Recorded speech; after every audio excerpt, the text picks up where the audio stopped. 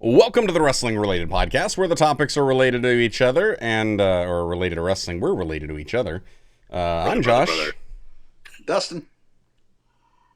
Hi, guys. Corey. And you guys are catching us on demand. Whatever platform you like. If you want the video version, you can catch us on YouTube or on Spotify. All other podcast platforms, you get audio only, which should do a pretty good job. Unless you just listened to audio only last week. John Hayes actually left a comment and he said, for those that would be listening to audio only with Dustin pouring his tea, it might not have sounded appropriate. So yeah, we don't need to. He actually told me that I should just like. What was he saying? Yeah, that didn't work. I was trying to take your like. Yeah, I should have done this when you did that, so it was just a silent. Be like, do not check. Anywho, that was just iced tea being poured into his thing. I don't think I'm going to mention John's other comment because that might push the PG into the MA. You guys will just have to go over to YouTube and check the comments.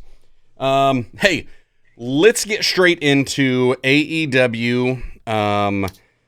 AEW All Out was this past Saturday, and I'm the only one that watched the entire pay-per-view.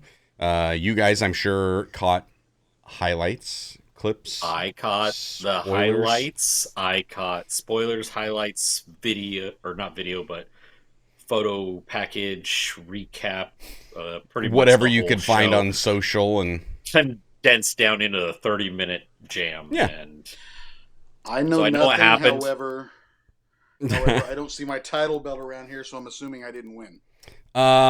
Yeah, so just for the winner. The winner would be me. I knew I didn't see my title belt around. The king of predictions is back. The only match that I missed, we all missed, it was the Willow Nightingale, Kris Statlander, and that might have been a little of my fault or maybe AEW's fault because the way they talked about it was that the CMLL belt was on the line. So I was going in thinking that belt was on the line, which is why I picked Willow.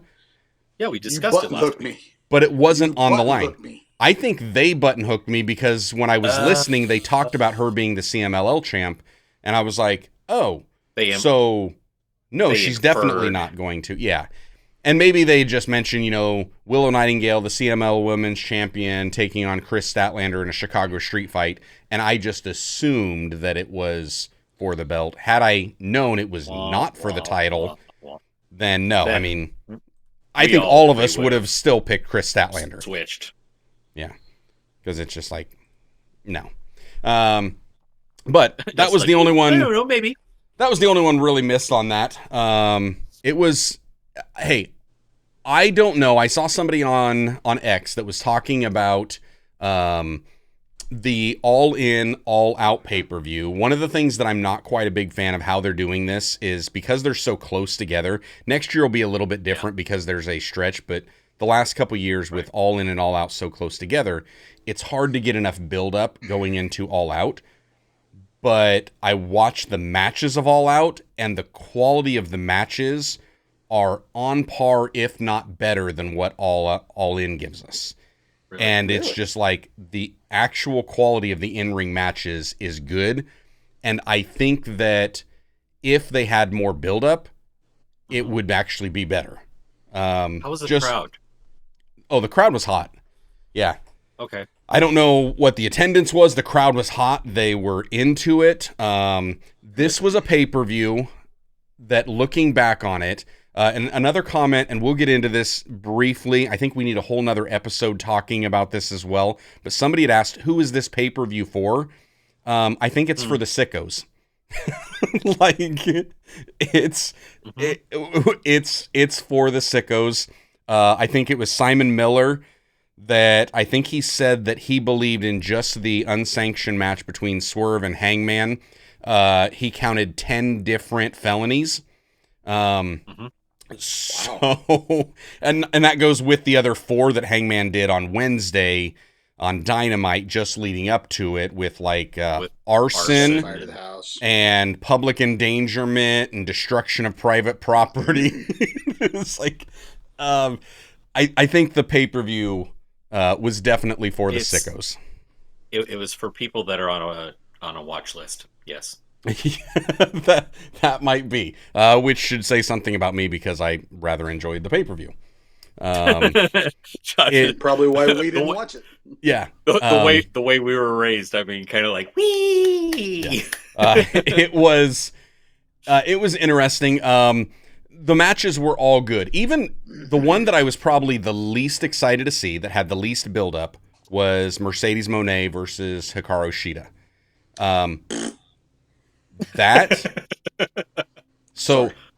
That wasn't a bad match. They did good. I'm seeing it's improved from the last time they worked each other. It was pretty good. There's improvement. It was pretty good. There's improvement. It would have been my least favorite of the night. It's an orange? Yeah, it gets an orange Cassidy out of me. I get the impression that you want to like it more than you did.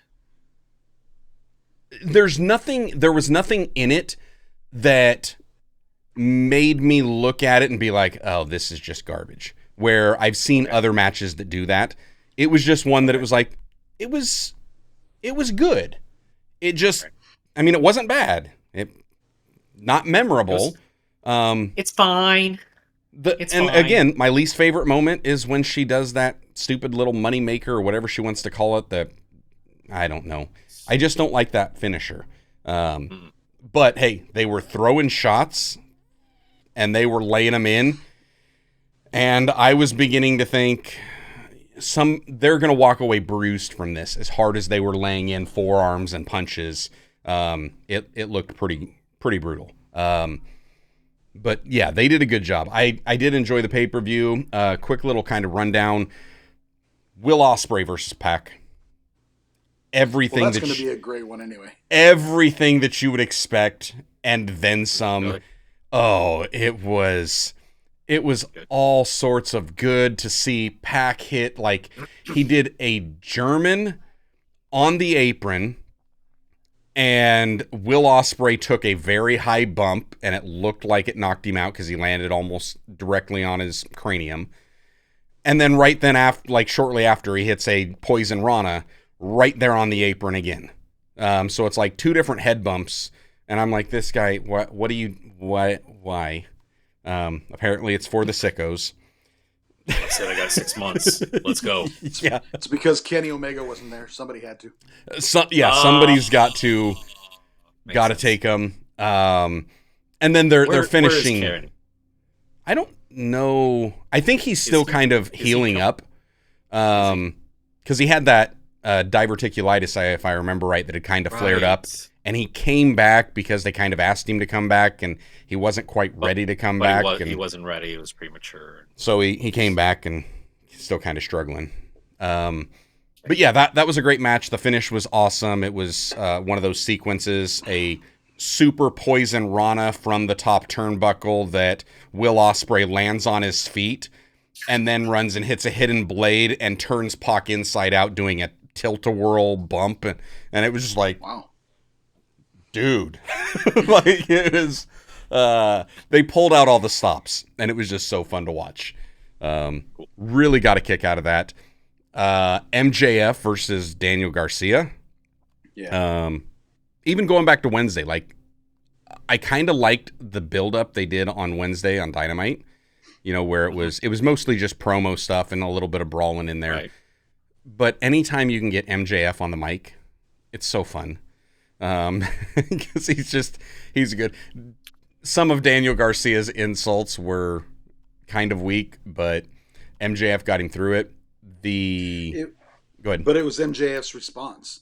Correct. When he ended up making some comments about, getting the hair plugs or whatever like that. Yeah. Like, right. Don't tell anybody type of thing. Yeah, he puts it over. Responses that made his insults work. Correct. In my opinion. Yeah. I was just thinking during that comment when he's insulting him, for the hair plugs and that, I'm like, you're going to alienate half of the men that are out there, because now you are supposed to be the face, and you have just, kind of made them like, hey, what are you talking about, Daniel Garcia? What's wrong with not having as much on top? It's okay. We accept it. But hey, the match, good match. Yeah. Good match. I mean, predictable towards the end. At one point, Daniel Garcia's got him cinched into a guillotine, and MJF just goes limp, and he's just dangling there. Ref lifts the arm up, starts to go down. Daniel Garcia catches the arm, and he's like, no, we're not going to finish this way.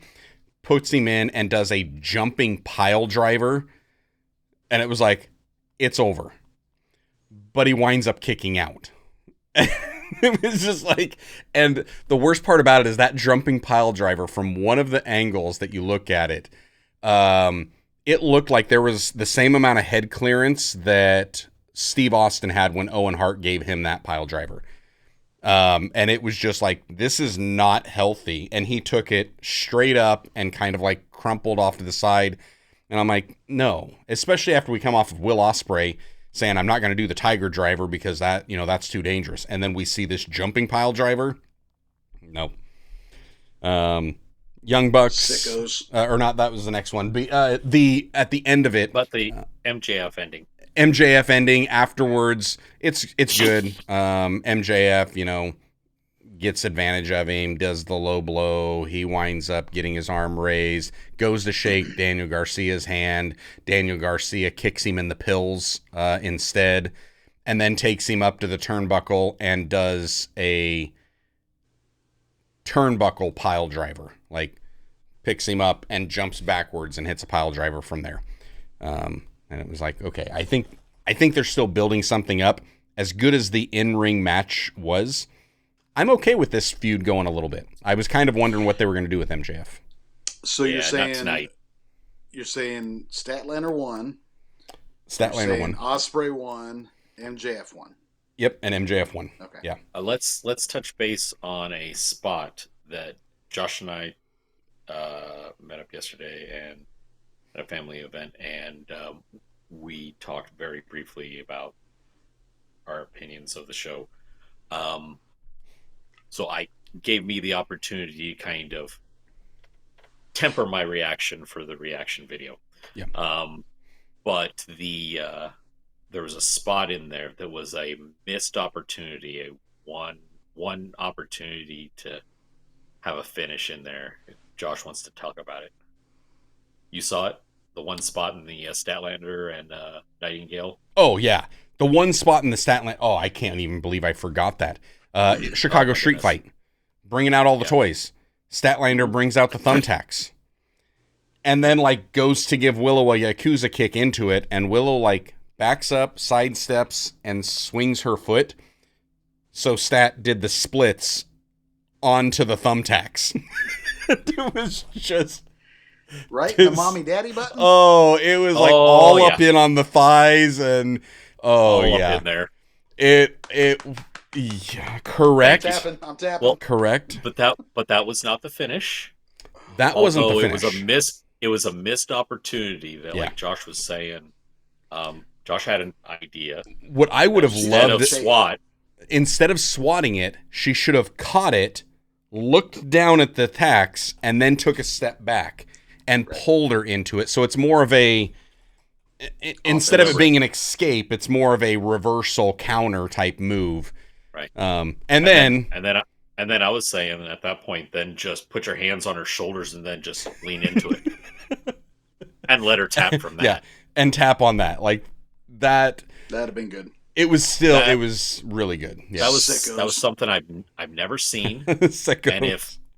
And from here on out, I guarantee somebody's going to do it out on the indies. Yeah, and somebody needs to do the catch the foot, because if you just do this slip miss, I mean, every time I see a slip miss splits, I'm going to think of Statlander doing it. If somebody catches the foot, looks down, and then you draw it out a little bit, because then it builds the anticipation. It's like you catch the foot, the crowd's gonna be like, "What?" You look down, they're like, No. And then you pull. Yeah. Just that little bit of, oh yeah, definitely sickos. Y'all are just nasty. That's just right. Now, could you imagine if that would have been like to MJF, who loves doing the low blows all the time, and he, but, yeah. Anyway. But Dust, Those aren't the felonies. Those aren't the felonies of the show. That's not even the felonies of the show.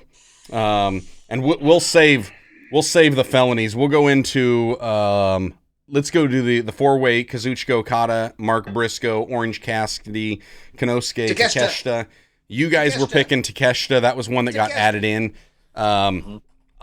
I disagreed with you guys. I'm kind of glad that we did this just through our message, because then I didn't get to explain my reasoning. I agree Takeshita needs to beat Okada. I do not think Takeshita beats Okada in anything other than a singles match. So Okada. Okada retained. I got the point on that one. Because when you throw in a Mark Briscoe and an Orange Cassidy, it's like that's going to take away from Takeshita being able to get a good finish. And I think everybody sees there's the Okada Takeshita feud that is building in the background. And so to see that, maybe we get it at Wrestle Dream. I think Wrestle Dream would be a great pay-per-view for that match to happen. See, I saw those two going at it with with Orange Cassidy and Briscoe in the mix, as Briscoe and Cassidy are the ones that everybody's going to be pointing. They should win. They should win. They should win. And then the other heel heals it up and takes the belt. Is how I can see that. So is now a good time to just take a pause in the All Out thing, and let's talk about the qualifying matches for that match? Sure. Yeah. If you want. So Takeshita ended up taking on Beast Mortis. Mm-hmm. I saw that match. I looked forward to that match. I watched that, and I'm thinking this is going to be a great match. It was okay. Little sloppy. Couple of things. I mean, yeah. Mortis beamed his head on one of those moves there towards the end, but I mean, it was okay. Yeah. They were both good wrestlers, but just, I mean, you got one Spanish speaking and one Japanese speaking, and I'm sure there was some language barriers and communicating. It is what it is. The Briscoe Lance Archer. That was a good match. That wasn't bad. That was good. Correct. I liked it. I actually would have preferred. I would have preferred to see Lance Archer in that over, even though I love Mark Briscoe. I think that Lance Archer in that match would have added a little bit more than what I was expecting. Especially some of that New dynamic. Japan, and the New Japan back and forth that they've worked. So like that would have been an element I liked. I think that AEW / ROH dropped the ball on that one. I agree. I think Lance Archer should have won to qualify for that match. Yeah. But then that would have just set up, because Briscoe's the ROH heavyweight champion. Lance Archer's not doing a whole lot. That would have been a great opportunity to bring him into ROH and then start you could add a 2-3 month feud just between those two. And I mean, those two worked well together. Good. Yeah. Lance Archer is one of the most underrated on the AEW roster. Like, that guy is just, he's more than a solid hand. He's a big guy that can really work with anybody. Yeah. And he's got a look that is believable, that he can just take out anybody. So, Murder Hawk is the greatest nickname for him. It's like, yeah, I believe it. And that's the perfect character to be on that show. Yeah. Murder Hawk Monster to be on All Out. On a show for the sickos, absolutely. So, rabbit trail question. Sure. Just, how I like to do these little rabbit trails. Both Lance Archer and Brody King kind of model their whole style after King Kong Bruiser Brody. Mm-hmm. Even Lance Archer going to Japan, he scares the crap out of some of the Japanese fans. Yeah. And, the little kids and all the way up. Who does a better style off of Brody's style, Lance Archer or Brody King? Brody King. Because they're both really good. Brody King gives me Bruiser Brody vibes. Lance Archer, doesn't he throws in enough and works enough cruiserweight X Division style that he seems to have adopted some of that into his own repertoire. So I don't lean that way as much. Yep. But I can see it. I can clearly see it. I can see it. I think he gives me Lance Archer gives me a little bit more of the. If you were to take Bruiser Brody and Vader, and you kind of start to, because there's some of that stuff, the way that like Vader would move, maybe even a little bit of Bam Bam, the fact that he's a big guy that moves and will do some crazy stuff, and yet he's deceptively quick and is moving. But I get what you're also saying about the Bruiser Brody vibes of just without doing anything. Really just standing there, and the expressions, the posture, the way he conducts himself. Yeah. So I'm going to throw this out. I think Brody King does more of a Bruiser Brody. I think Lance Archer in ring and even out ring. But here's the thing. I think Lance Archer, being from Texas, I think Lance Archer does more of a Stan Hansen type, because Stan Hansen did the same thing. There you go. Stan Hansen would he'd come out swinging the cowbell. There you go. Yeah. And the rope. Yeah, I didn't even see that one, but that's right. Yeah. Yes, but let's take in consideration if you ever watched a Japanese match of Brody and Hansen. One comes swinging the bull rope from one direction, one comes swinging a steel chain from the other direction. And then just like throwing people's chairs up and pushing people out of the way and hitting people when they're in the way. And so if you a whole other dynamic. If you've seen Lance Archer try his moonsault, it then makes me think, is he kind of like if you could merge Stan Hansen and Terry Funk together? Terry Funk, yeah, because he kind of goes like awkward. Yeah. The cockeyed, reckless disregard for your own body just to inflict pain on the other guy.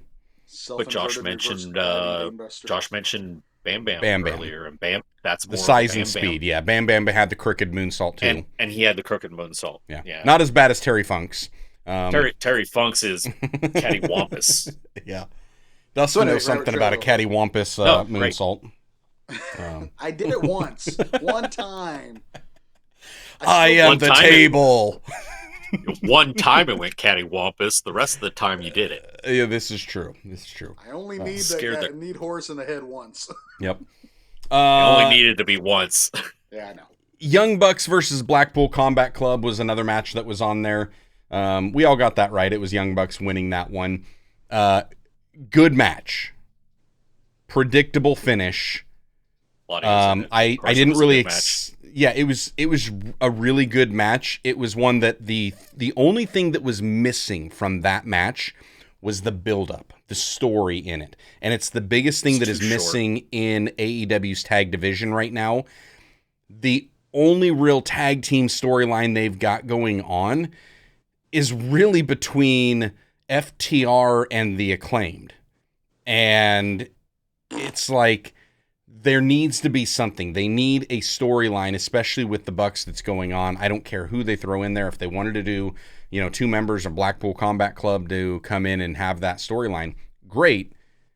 But just give us a little bit more. Especially with it being such a short pay-per-view window where you got 2 weeks to build up. It's like, I wish, and here maybe somebody from AEW will ever hear this. If not, maybe a future wrestling promotion will wind up catching this. If you ever have 2 pay-per-views back to back, the only thing that you need to do is start building out the strategy for the second pay-per-view with the first pay-per-view in a chess format where you're thinking 7 moves ahead. Yes. Lay the foundation months ahead so that way after the pay-per-view, after things happen, it's like, well, this is what's going to happen. We know that this is what we're going to expect because of A, B, C, D. Like, all you had to be doing was even the Pac and Will Ospreay and we had Will Ospreay and MJF. And all you had to do was for a month or so leading up to it, Pac being like, how's that guy get to skip the line? I was the same one thing they that did had with, this belt. Braun Breaker. Yes. And just, do a little bit of something like that where it goes in, or even if you have some qualifying matches ahead of time, for the tag team division where all of a sudden you've got Blackpool Combat Club and they wind up doing, 2 weeks prior to All In, they become the number one contenders for whoever winds up winning the belts after, All In. But then they also wind up in that same time frame winning the trios belts. And it's like, hey, we've got that opportunity. Instead of it just being, I want to fight you this week. Okay. It's like, because to me, you're the Young Bucks. You can just say, oh, you want to? How about no? Just like, I was just going to say, what's wrong with the qualifying matches for the 4-way? Have those matches the week earlier. Correct. On the pay-per-view. Yeah. And then that way it gives you a reason that puts more context into it. Yep. And then you have another week where these guys can be like trying to get a rematch to get that back or something else of that nature. Yeah. Or you had that big schmoz battle royal Casino Battle Royal thing. Yep. Yeah. And Christian wound up winning. Yep. Well, why doesn't he get the title match? He just won it. Well, that's the whole point, wouldn't it be? Wouldn't that be the point? But he can take it at any time. That's the Money in the Bank. Yeah, that's the Money in the Bank. Oh, that's on the other channel. Do your own thing. It's their version of Money in the Bank. Instead of it being a briefcase, it's a clipboard. I don't even know what it is. It's a poker chip. It's a plaque. It's something. Yeah, it used to be the poker. Yeah, it's the poker chip. Whatever they have. Okay. But that's essentially what it is. So he can call a shot. I just wish they would have done something like that with the tag match. But it was like just looking at it in the vacuum of if I knew nothing, I'm just watching wrestling. Good match. Very good match. It was fun. Right. The counters, the things that they were doing. Young Bucks doing a lot of the flippy floppy. Claudio just flexing his strength and being the freak of nature that he is. Wheeler Yuta just kind of going berserk like he does. And he's really improved. He's improved. He just needs some more mic going forward. Yeah. Going forward, we have a tiebreaker. If Claudio's on the card, the tiebreaker will be how many rotations in the big swing. Are we counting the rotations that are legitimate rotations? Full legitimate rotations. Or the amount of rotations that the in-stadium audience actually counts? No. Full legitimate rotations in the whole match. Or do we go, so if there's multiple people, how many rotations Excalibur says actually occurred? Because I actually counted the audience. At this one, Claudio did a legitimate 17. A legit 17. The crowd stopped counting at 20. And then he did like an extra, they got to 20 when he was at like 15, and he did two more. Were they at Chicago? Yeah, yes. Chicago people can't count. And then Excalibur said 20 rotations. So it was either 17, 20, or 22. Something. But no, it was a good match. Okay, let's go to the match where we start to get a little bit of homicide or attempted homicide action coming in. Oh, yeah. Bryan Danielson versus Jack Perry, which was the official main event of the pay-per-view because Hangman and Swerve was unsanctioned. Finish it. It was an unsanctioned match. Was that their rational? Yes. So Bryan Danielson, Jack Perry, that was good. Really? It was a good match. Even going back into like Dynamite, where the Bucks are basically like, we're going to do everything in our power to get this back and make sure that you don't, we're going to bring the title back in here. Bucks showed up. The Bucks wind up doing some interference. They're beating up on him. He winds up taking a TK driver. He also winds up taking the BTE trigger. And then out comes the Blackpool Combat. and we get them running out, trying to chase off the Bucks, and they chase off the Bucks, and we get a 1-2-2. So just Wheeler Yuta and Claudio, or Pat come out with them, or what? I think it was just Yuta and Pac, or no, Yuta and Claudio. No, they might all three came out actually. So it was Pac hard because part of it. So when they first came out, it was the cameras did a little wonky thing here because it was like there was something happening in the ring. There's something happening on the outside. Where are the cameras going? So there was some switching, so I didn't see who all was there. I know it was Yuta, and I know it was Claudio for chasing him out at that point. Goes back in, and essentially Bryan Danielson finally gets a little bit of, heat shine back on.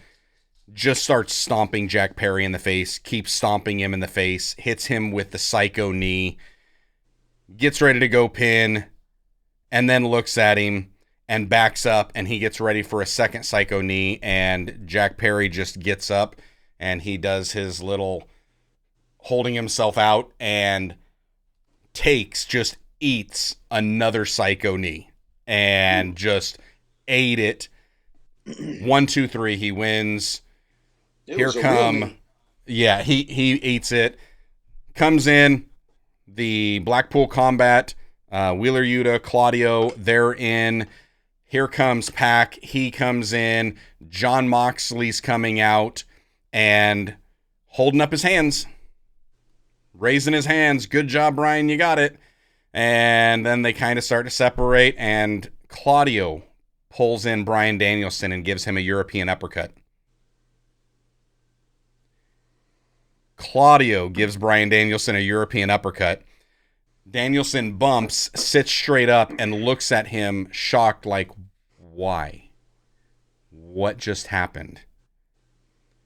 And then behind Danielson, you see Jon Moxley fiddling with something that looks like a plastic bag, and it was a plastic bag, and he put it over his head, and he started to choke him.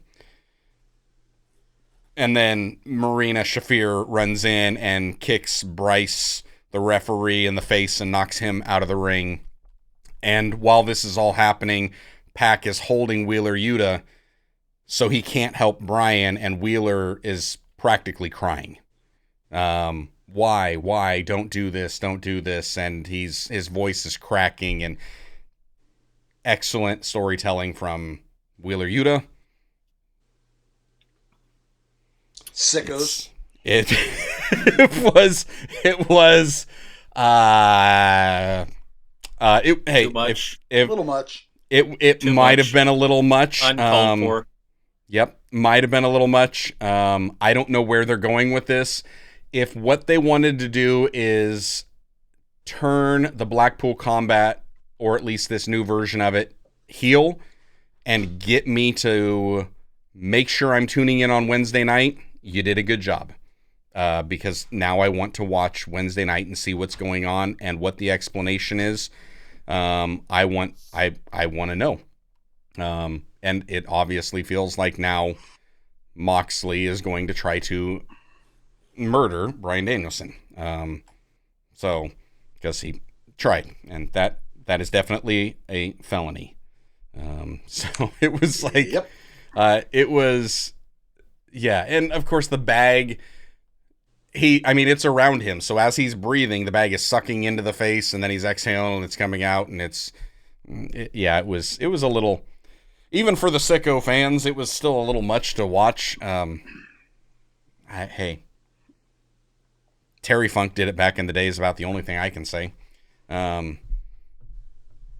hey, liked it then apparently Eddie Kingston has been wanting to do it, and now he's mad because he didn't get to do it. And he had even went to Tony Khan and asked if he could do it, and Tony shot it down. But Jon Moxley asks, and apparently he gets to do it. I have no idea. So I don't know what's happening with that. Maybe he didn't ask. Maybe he just did it. That could be too. Maybe that was part of his contract negotiation, that he can do whatever he wants. Maybe it was all Claudio's idea just to give another little rib towards Eddie Kingston. Who knows? This is how rumors start. There's a world of difference between a assault charge, which is 99.9% of wrestling, and an attempted murder charge. Correct. And at that point in time, that one was. I'm no longer interested. That one was. It was something. Then we get to the unsanctioned main event, which was Swerve Strickland and Hangman Adam Page. Dustin, you and I were right. Hangman Adam Page wins this. But that wasn't without the match starting off with a attempted murder. Yeah, Prince Nana and Swerve Strickland holding Hangman while the cage is coming down, trying to get him to be decapitated. It's just like the cage is coming down to set on the apron, and they're holding him, trying to get him to stay put so that the cage will decapitate him. That was the plan. But apparently it. So he's in the ring, head outside the ring as the cage is coming down. Correct. They were. Let's use a steel cage for a guillotine. That was kind of the match. The plan. Trust that the guy on the outside with the controls is in control. It was coming down really slow. Correct. It was coming down really slow. At the same time, if you remember back, there was that Seth Rollins match where Seth Rollins almost got pierced by the steel cage as it was coming down on the apron, like inches away from being skewered. That was something. Hey, I love this feud. I love the Swerve Strickland Hangman Adam Page feud. I want it to keep going. I know they've already had like 5 matches. I think we need 74 of them over the next 8 years. Keep this thing going as long as you can dial it back a little bit because there's not a whole lot of room to go after this because that wasn't even the worst part of it. They're pulling out the typical stops, pulled out typical for them, stapler. Hangman Adam Page just starts stapling Swerve in the chest, and he just starts laughing. And then he punches him in the face, and he winds up stapling him back. And then he goes over, reaches in a bag, grabs a picture of Hangman Adam Page's family, and staples it to his face, and then rips it off. It's like, but why? Why? Why? Because it'll hurt more, you twit. Yeah, apparently. Is it bad that maybe the tamest hardcore spot of the match was Swerve doing a swerve stomp from the cage, or not quite the cage, but he was like up and elevated off the turnbuckle, but a little bit higher, onto Adam Page through a table. Like, that was the tamest hardcore spot. So Hangman kind of standing up and Swerve stomping through a table. Table broke. But that's like the tamest version because they then decided to Swerve, put a chair in the turnbuckle, hoist Adam Page up on his shoulder, and run across and lawn dart him into the chair. And it may have been one of the sickest chair shots I have seen at that point in the match, because he hits head first, his body crumples, he falls, and bounces off the bottom rope. And it was just disgusting. But hey, we're not done there. Let's pull out a cinder block. And Swerve gives Adam Page a vertebreaker on the cinder block that he kind of slides off of and just peels the skin off of his back. Mm-hmm. But we can't stop there, can we? Turnabout is fair play, and now throw some salt in that wound. And now Hangman Adam Page needs to use the cinder block. So what does he do? He gives him a power bomb onto it, just up and down, and it's like, that's the finish.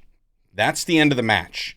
You have just broken his spine on that, because it was like mid and lower back on the cinder block, and upper back bends over and hits. And it's just, no, that should have been the finish. But it wasn't the finish. because He then reaches in Swerve's mouth and pulls out his grill and walks over into his little bag of goodies and pulls out a syringe. It had Frank's Red Hot in it. I don't know if it had anything in it. But he opens his mouth and shoves it into his mouth and into his cheek. And then lets go, and the needle is hanging out of his mouth. And then he goes and grabs a steel chair and gives one of the grossest unprotected chair shots I have ever seen to the head. Hits him so hard that the seat popped off. The back of the chair's there, the seat's off, and his head's sticking through it. And it's just like... Wow. And at that point, the referee just calls an end to the match, which then I kind of wondered, did Hangman actually win? And did anybody win with that? Because no. The only thing with storytelling that I can say, and I've thought about this and I've tried to find the good in it. I was shocked. I was disturbed. Reagan was walking through the living room right as he takes the needle and goes in, and she squeals and then just stands there like you're watching a bad accident and you don't know what to do. Yeah, which then made it worse because then Jen wants to see what it was, and I'm a sicko and I rewound so she could watch too. I thought about this. The one upside. Afterwards, Hangman is looking down at Swerve, and his face had a look of, what did I just do? Like, I think remorse. I took this too far. Yeah, there was a little bit of remorse in his face and in his eyes, and that's how the show went out. And it was just like, I don't know where they're going or what they're doing. Okay, so here's the way I look at this. It is no secret to anybody. Professional wrestling is predetermined. Mm-hmm. We know the outcomes. We know the winners. We know the losers. Do people still get hurt? Yes. Yes. Do people still have accidents? Yes. Are we still, like me, 6'2", 300 plus, and I'm falling from 6 feet up flat on my back on steel piping, 2x12s, and about an inch and a half of foam padding? Yes. Yep. Is it a trampoline? No. Nope. Is it gimmicked chairs? 99% of the time, no. Correct. Are the tables gimmicked? 90% of the time. Half the time, no. I don't know. Lately, they've been gimmicked a little bit more. But anyway, well, and really, so the way they break and everything. Why? Yeah, you can say, I have no idea because they break so easy. I loved gimmicking a table, by the way. I loved gimmicking it because if you would take a razor blade, and by gimmick, what we're talking about is score it on the bottom side, put a good knife cut through the rubber stripping, hoping that that's where it breaks. No, so I loved. There was a couple times that I scored it with like a big old star, like an asterisk symbol on the bottom, and then some extra little razor blade cuts. And when you go through that, the table explodes. Yeah. The bad part of that is if you try to set somebody on it, it's going to explode just by putting them on. But if you're putting them through it, that's fun. But it's not necessary because you don't need it. It'll break. But my whole thing is, it is. I've always said this, and you guys have heard me say this before. It is a male version of a soap opera where we do our own stunts. That's what it is. It's storytelling. We do the stunts. They do the stunts. They do the stunts a lot better than we did. Otherwise, we would be there doing it. Yep. But you take care of one another. If you're doing it right, you make sure somebody's not seriously getting injured, because the goal at the end of the day is for both of you to walk home and go home to your families. When so you're that doing next stuff week like you can make money. Thank you. If you're doing stuff like this, I understand you're trying to tell the story and you want it to be intense. You want it to seem real. I get that. But there's a portion of it you've gone too far. And at that point, you know, I'm out. I'll pull a Donald Trump. I'm done. I'm fired. I'm out. I don't even want to watch it. I mean, it does nothing for me. So and maybe it's because I've gotten older with kids now, and I think about if they're watching. I don't know. I don't know. I feel the same way with all the light tubes. There's gas in the light tubes. Serves no purpose whatsoever. Willow swung gas tubes over Kris Statlander, by the way. Yeah. Serves no purpose whatsoever. At least they did it on the stage away from the crowd. As opposed to jumping through real glass and shattering shards going into the crowd. Correct. Like Darby Allin. Yeah. So think about the phrase, is the juice worth the squeeze? So when it gets to the situation, you're putting all this into attempted murder of a plastic bag over someone's head. Right. Injecting somebody with God knows what. Yeah. Light tubes over someone's head. Darby Allin with the flamethrower and pouring gasoline on somebody and coming at him with a lighter. Corey brought this up. This is too much. Yeah, Corey brought up how you try to top it. You go back to the Attitude Era and what was it, a cage and Big Boss Man? Yeah, just hangings. Just trying to hang them. Public hangings, see who kicks last. So here's that's the only way to go from here. My only thought on this, and Corey and I talked about this yesterday at lunch, was that I feel like AEW is trying to figure out what they can do and what they can get away with, and not bad. And part of it is going to be from audience and their fan base response. Like, where is their fan base? Apparently a little bit more violent than what my preference would be, at least for some of this.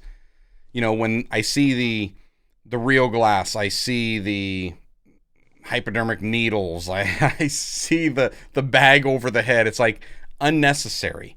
Then go to GCW. Have you seen that there's some? Yeah, but there's some backlash online from this already. Yeah, and there's always going to be a little bit of backlash that comes from some of this. I don't know where they're going. That's the only other thing, is that I'm going to at least give them enough grace, mercy, whichever you want to call it, to sit there and say, let's see where this goes. I realize that they are a very young company, that they are trying to still figure out where they're at, that they've got a wide variety of talent that does have a lot of creative input, that wants to do things. And I also look at things like, this is Bryan Danielson that takes one of those spots. And then it's also a case of, okay, but where are we drawing the line? Because it's like, okay, we have an issue with a plastic bag over their head, but we don't have an issue with a leather strap around their neck and dangling them with their feet, or a dog collar chain and dangling them. I got a problem with that too. And it's like, but like, we can jump to the Fed, and we see WWE doing that stuff. And so it's like both of them are a form of asphyxiation that they're trying to get across, or even just two hands on the neck and you're doing that. It's like there's an element of it. I get what they were trying to do, maybe, or at least an element of it. I still wouldn't have done it. I still think it was unnecessary. I also think you're Bryan Danielson. He's put a bag over your head. Why not just take your finger and poke the bag? Like, I mean, so okay, so here's my next comment. If that's what you want to do, ECW did that. Mm-hmm. But that's what ECW is known for. ECW, like GCW, they are extreme. They do that extreme stuff. If that's the type of company you want to be, great, go do it. Yeah. I'm not going to watch you, but go do it. If you want to turn around and just tell good stories like WWE is doing right now, you want to do that, there's a reason they are on the top of the pedestal, and they have been for however many years. It's because they tell the stories. Do they have some extreme matches? Sure. They have your street fight, what do they call them? Street fights, hardcore matches, bloodline rules, 17 different titles for the same thing. Right. But the fact is, they still have them, but not all on one card. Even on the, not the Bad Blood did it, but there was one card where it was all Extreme Rules. Was it called Extreme Rules? Yeah. But it wasn't that extreme. It wasn't like Correct. ECW type, or it was GCW, or even like this last. So it's not that extreme. Hang on. ECW, Barely Legal, their first pay-per-view, when you watch it, every single one of those matches was completely different. Yeah. And nobody really bled until the final. Right. And then it was like, and then you had a gusher. Yeah. And they were like, okay, it's time to go home. Someone's going to pass out. Let's go.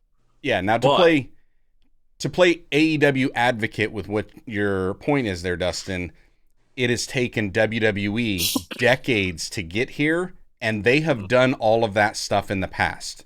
They have lit people on fire. They have tried to perform asphyxiation. They have done hangings.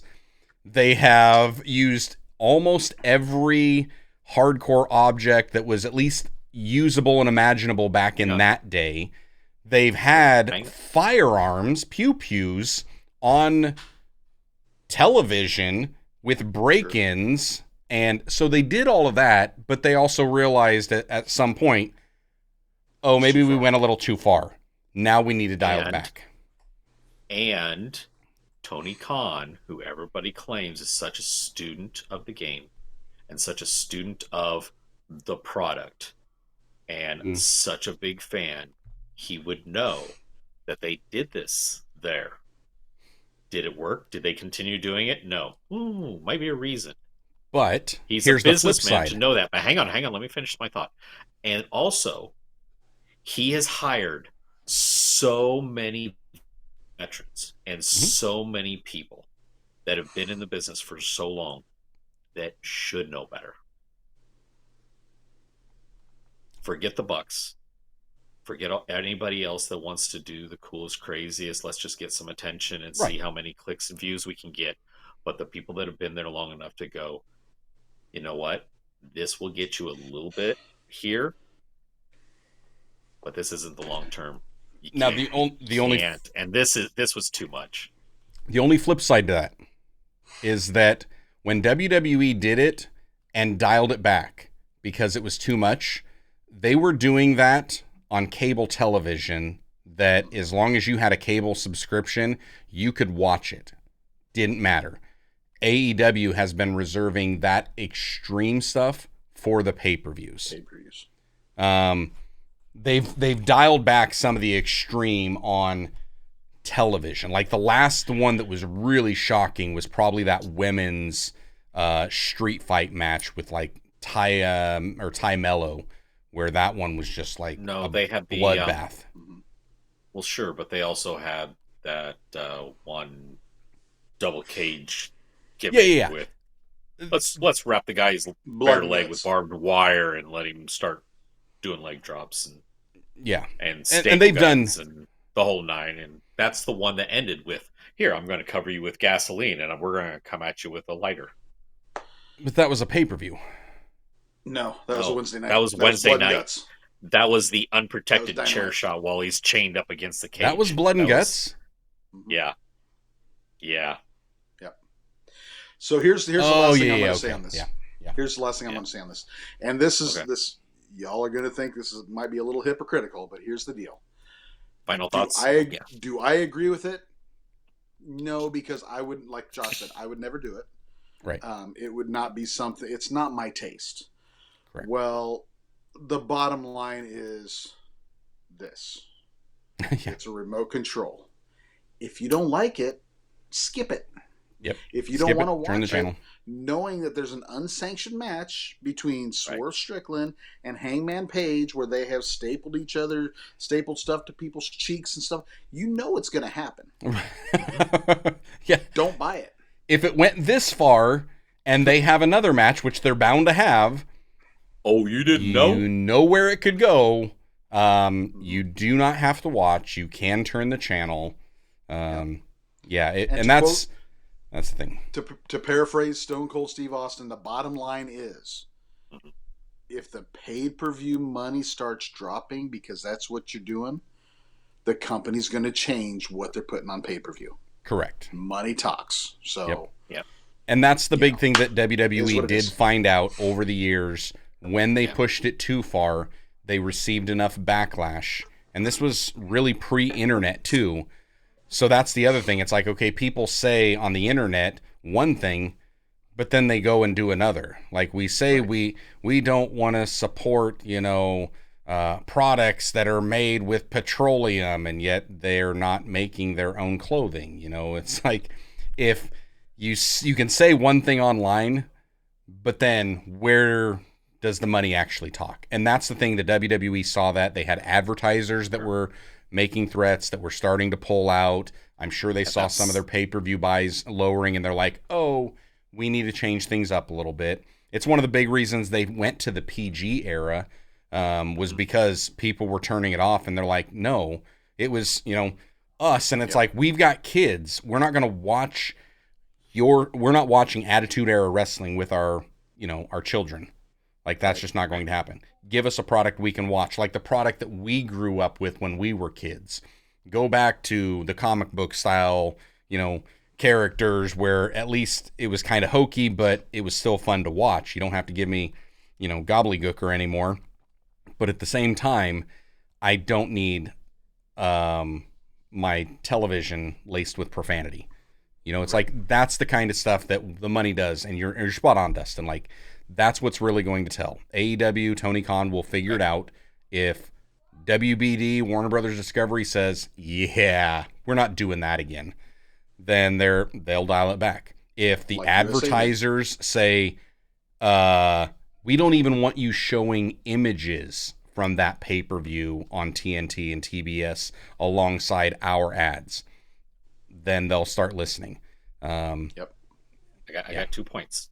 Sure. One, to go right into what you've been saying, both of you, the beauty of capitalism and this United States is that we the people hold the power with our dollars of being able to decide what we are surrounded by, what we use, what we don't use, and we have the buying power to be able to dictate what companies thrive and which ones are trying to survive. Yeah.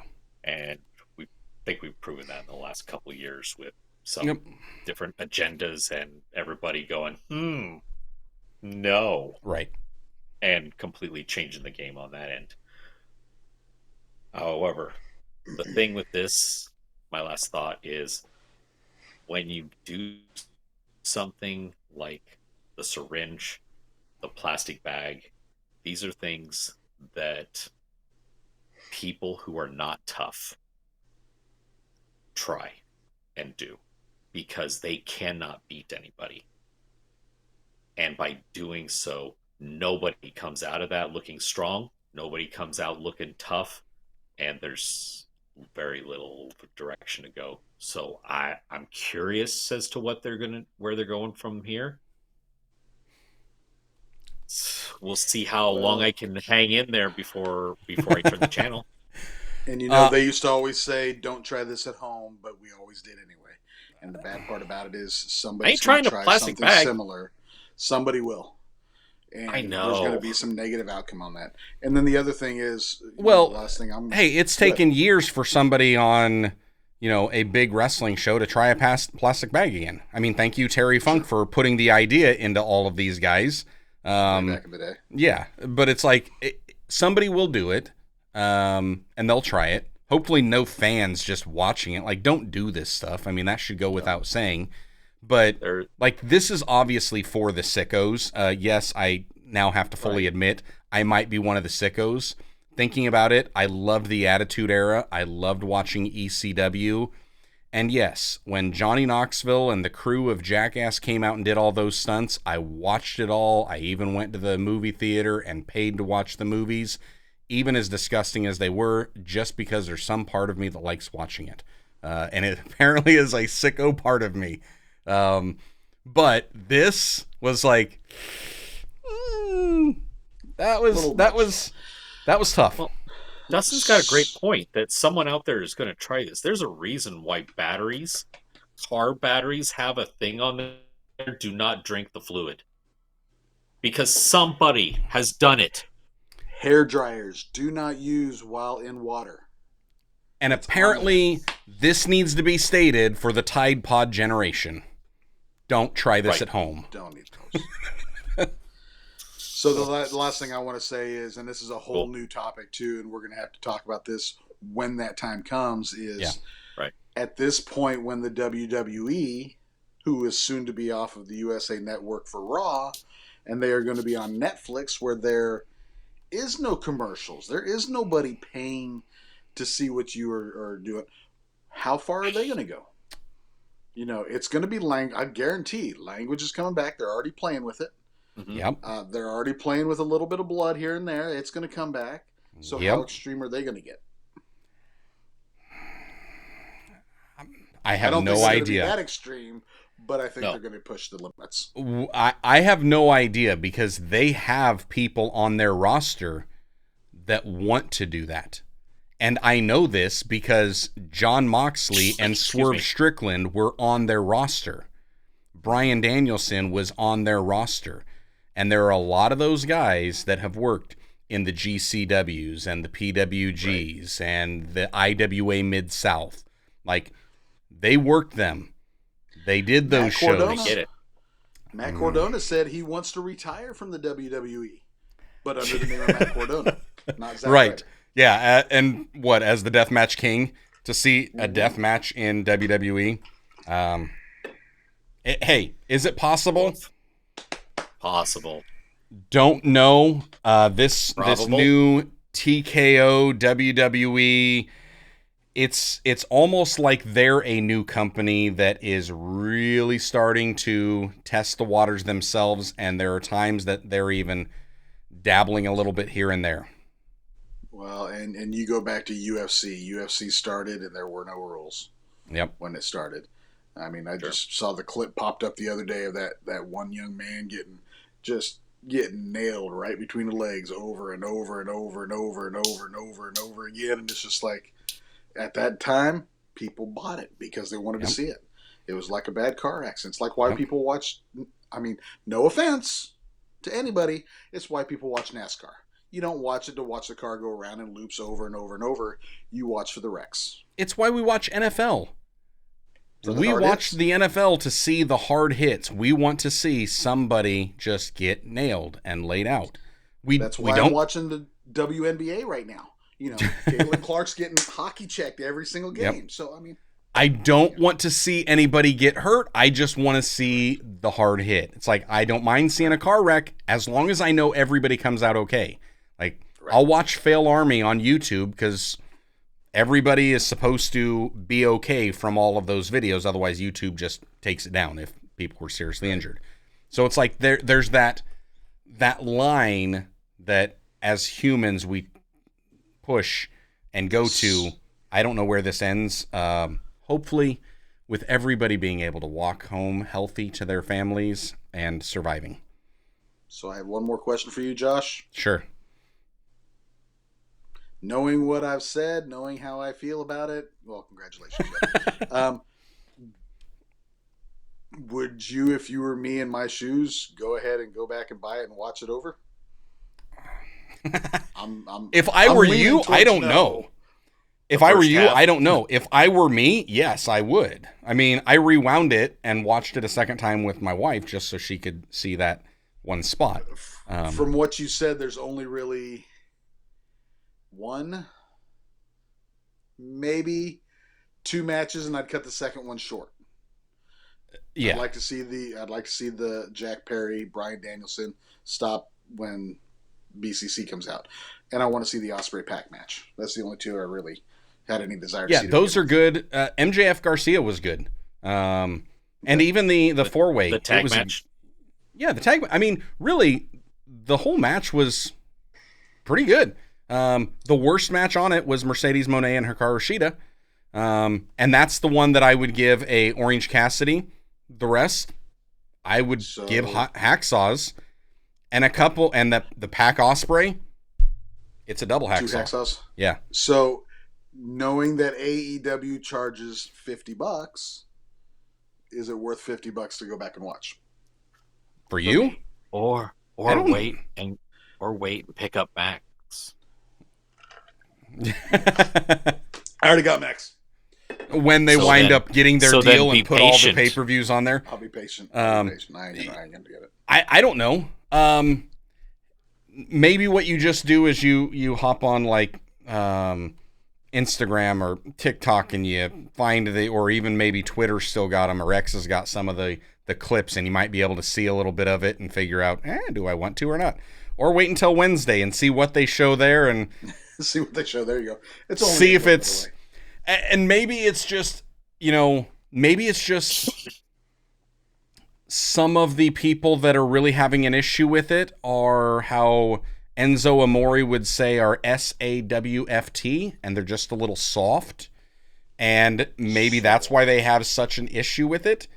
So you're saying I'm soft? Maybe it's described in a certain way. No, he's saying I am.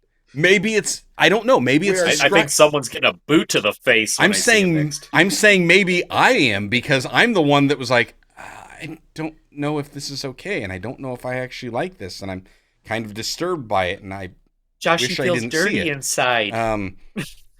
So I don't know, but am I going to go back and watch that again? No. If I hadn't watched it before, would I want to watch it? Probably, because I've watched some of like the death matches that Mick Foley did, with Cactus Jack stuff that people warned, you really don't want to watch that. It gets really disgusting. And I was like, well, now I want to see it. Or as we said earlier, Stan Hansen, Vader, when Vader's eye pops out of the socket. I mean, we've all watched that. So. Yep. I don't know. Hey, it's your money. I don't know. I value my money. I'll wait. Yeah, I don't know. You might be able to find the clips alone. The matches themselves are pretty good. And honestly, even with the cinder blocks and stuff, I still would have recommended that. Even the vicious, unprotected chair shot, the only issue I had was the needle. And maybe it was mostly because I just didn't know why. And that seemed unnecessary. Like somehow a board full of nails is necessary. Like I don't know where I draw these imaginary lines in my head. I haven't figured that out.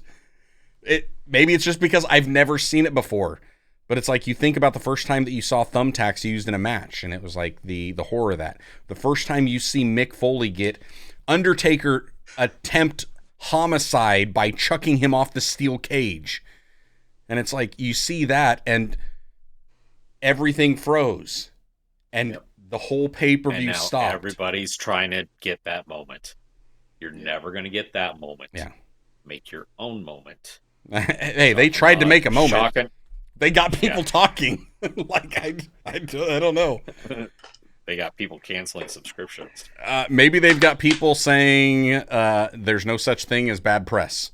I have no idea. Obviously, the interwebs are talking about it. Yep. As are we. As are we. We spent an hour and 10 minutes talking on something I thought probably would have taken us about 30. So and break. Yep. So, all right, that's all we got for you guys in this episode. Let us know your thoughts. What do you think? Are you going to support crazy stuff that AEW puts out for the sickos or not? Let us know in the comments, and we'll catch you in the next one. Bye.